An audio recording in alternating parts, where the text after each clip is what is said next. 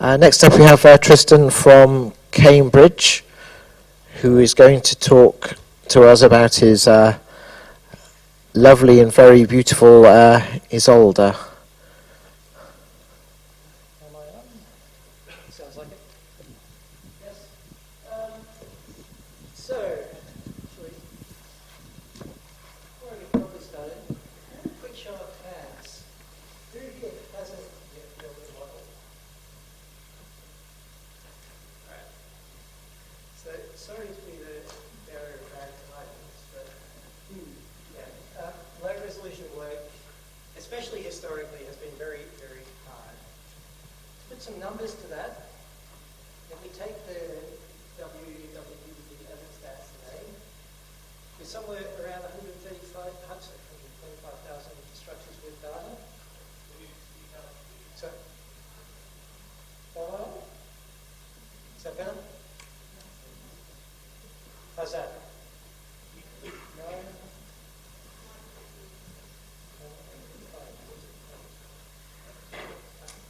Thank you. Is that better? Yeah, okay. Very echoey in here. I could have sworn I was magnified. Okay. So 34,500 thereabouts, lower than 2.5 angstroms resolution, and another 4,500 lower than 3.5. And of that 4,500, approximately half of them now are cryo-EM models just from the past 2 years. But let's have a look at that last set a little bit more closely, well, as of October 2016. Now the plot's here. On the y-axis, we have the mole probability score, which is effectively a log scale score indicating error. We go from, well, in this case, about 1 to 5. I haven't actually worked out the maximum possible mole probability score you could get, maximum being the worst possible score. It would be somewhere around about 6, and that would have every atom clashing, every residue being a Ramachandran non-favored, and every rotamer being an outlier. And we've got some in there that are getting pretty close to that. So the top one is X-ray from the 10 years leading up to 2016. The bottom one is all cryo-EM models of that resolution. And the x-axis, I always wish I had reversed one of these sets of axes, but on the bottom, on the cryo-EM models, here is better in terms of correlation to the map. X-ray, it's the other way around. But the key point to take home here is that these resolutions, there is no correlation here. That there are so many ways to fit a map at low resolution that finding the correct way in amongst all of the wrong ways is really, really, really hard. And historically has been really, really, really hard. So, what to do about it? Well, my approach is essentially to go with interactive molecular dynamics. And the question is, why? Well, if you compare to the traditional crystallographic restraint libraries that have been used over the past few decades for very good reasons, being that computational power simply wasn't there to do any more than this, and quite frankly, our understanding of chemistry has come a long way as well. But you take a single atom, and you've got, in this case, 3 bonds to deal with, 4 torsions, 3 angles. So about 10 calculations to deal with, which is tractable on a small machine. But the big one, what it doesn't take into account is all those non-bonded interactions, all the interactions between that atom and the ones in its surroundings that aren't directly bonded to it. And that's fine if you're at high resolution where you can see every atom. Where you're at low resolution, the net effect of that is that everything just slides through each other and you end up with a great big tangled mess.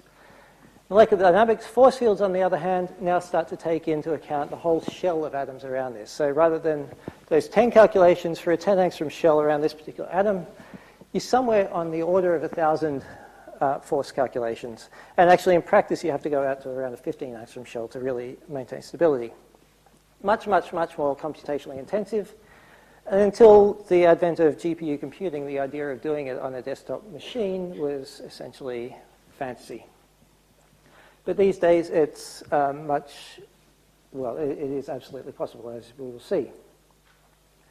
So, ISOLDE, well, ISOLDE as it stands today began 2.5 years ago, thereabouts, when I joined Randy Reed's lab in Cambridge.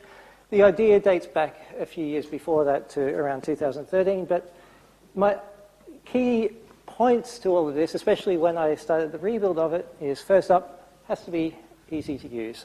A few reasons for that, not just because everyone likes software that is easy to use, but I want it to be something that is not used just by the actual experimental structure biology people, but by, in the end, by downstream users who need to actually understand where problems are in structures and have a chance of fixing them. It has to be flexible, so I try to keep it agnostic to the source of your data, whether that's crystallographic or cryo-EM, and to adapt gracefully over a fairly wide resolution range. That being said, it is tuned towards lower resolutions, sort of 2.5 angstroms and below. It has to be fast. So the idea being that trivial problems should take a trivial amount of time to fix, and wherever possible, it should try to tell you how you're doing right now, rather than having to go and check a table to see how you just did. And low cost. And when I say low cost, we're talking gaming quality GPUs rather than your Quadros and Teslas. So it will run on a MacBook Air. It'll just run slowly. And extensible. So implementation, I'll go very, very quickly. Implemented in Chimera X. Most people in this room will be familiar with Chimera. Chimera X is built by the same team and is eventually destined to replace Chimera X is built by the same team and is eventually destined to replace Chimera.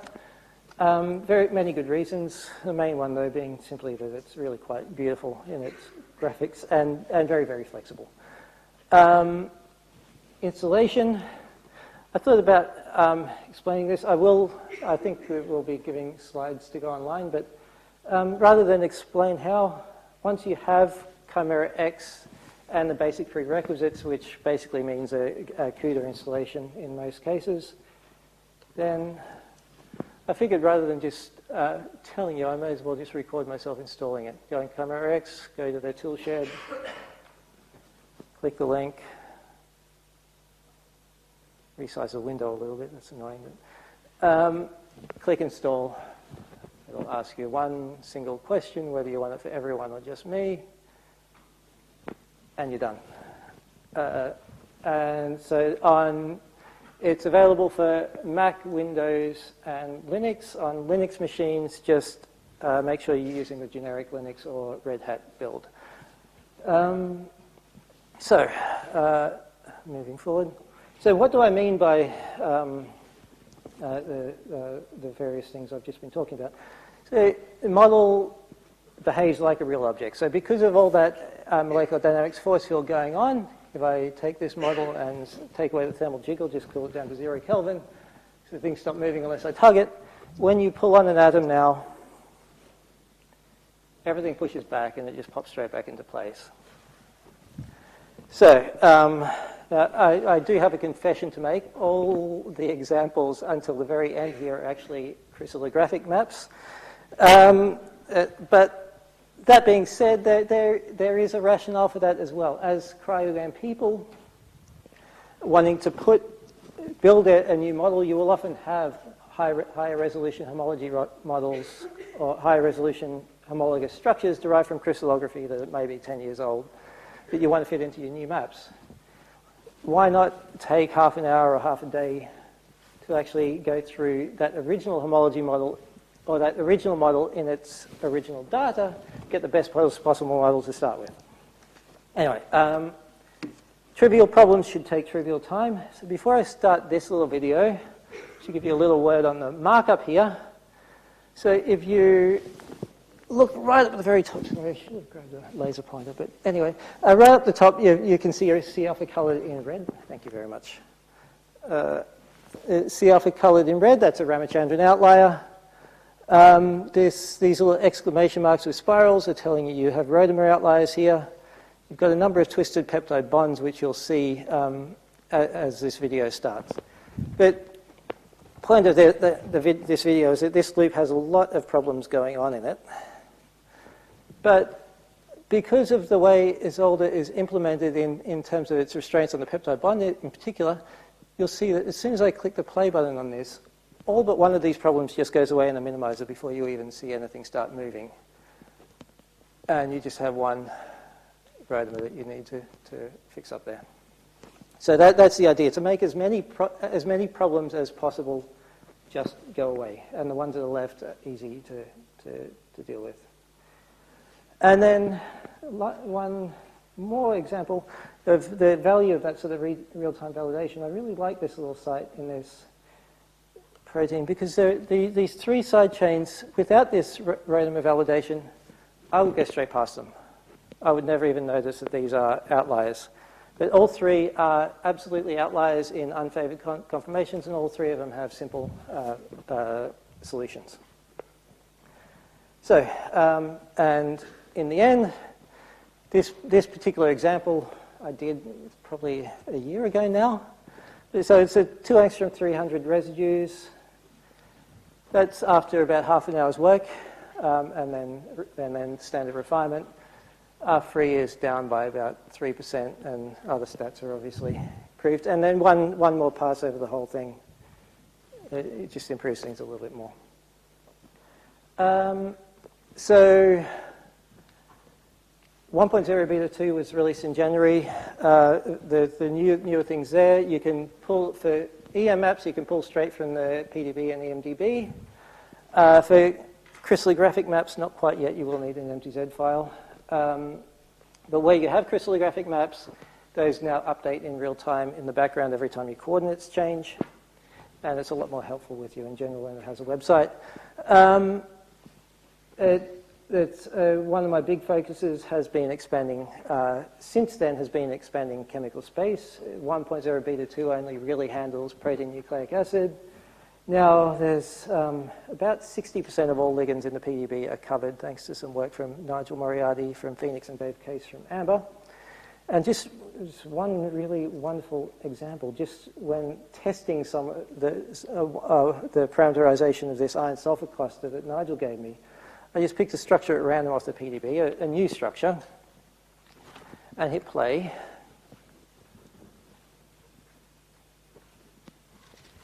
And everything kind of falls apart. Everything gets pushed out of density. And it actually turns out to be a really nice example of why I'm doing this sort of thing, because ISOLDE doesn't let you lie to yourself, or it bends over backwards to not let you lie to yourself, and make sure that the only way to fit the data is to do it right. In this case, the whole problem here is that that isn't actually an iron sulfur cluster. It is simply a single metal ion.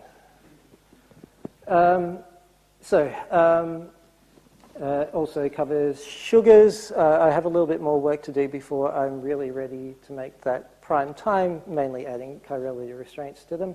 But that's also with the help of John Aguirre, who's promised a privateer plugin for this, and the Wood Lab who actually generated the Amber-compatible force field for this. This one is the last one I'm going to end with. It's easier to show than to tell, actually, but these are adaptive distance restraints that gracefully relax when your model becomes far from its target, which are very useful for reference model restraints or for restraining when you're doing some gross fitting. And to illustrate that, I also get to show off a little bit. It's an actual structure that I actually built, one of the very first that I've actually done that just came out last week. Sarah Piper and Michael Landsberg from the University of Queensland. So the structure itself is this wonderful thing that looks like a phage, but is actually a bacterial toxin complex that attacks insects.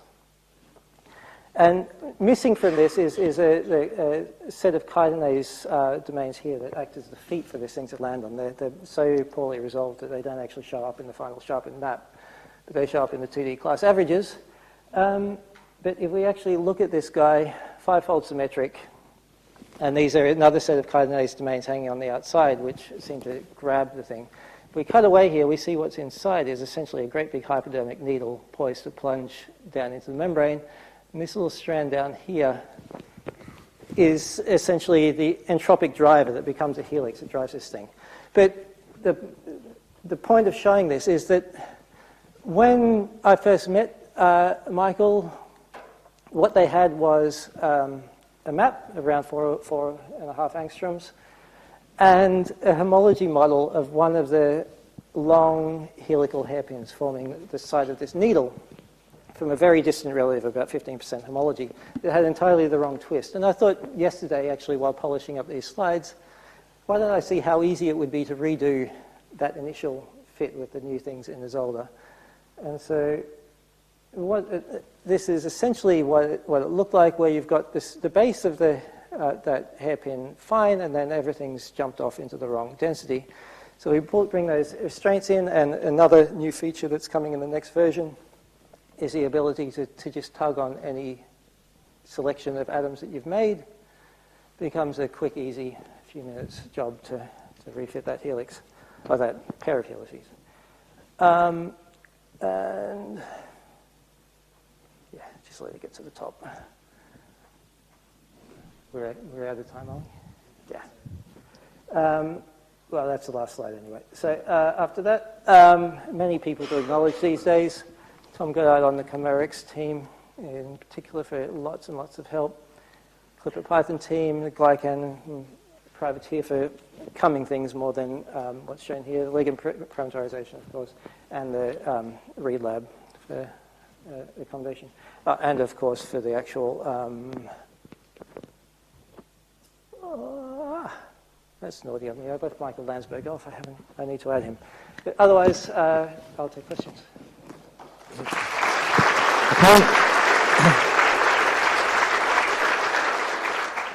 Okay, thank you very much. Got time for one question.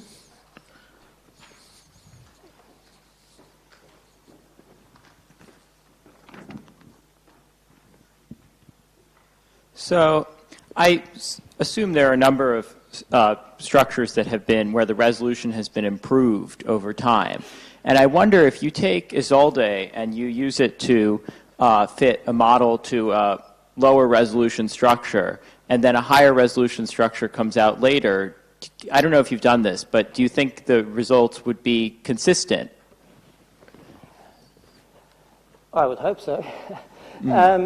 It depends on the difference in resolution, of course. Once you get down to out into the weeds of 4.5, 5 angstroms, there are always going to be parts that are conjectural at best.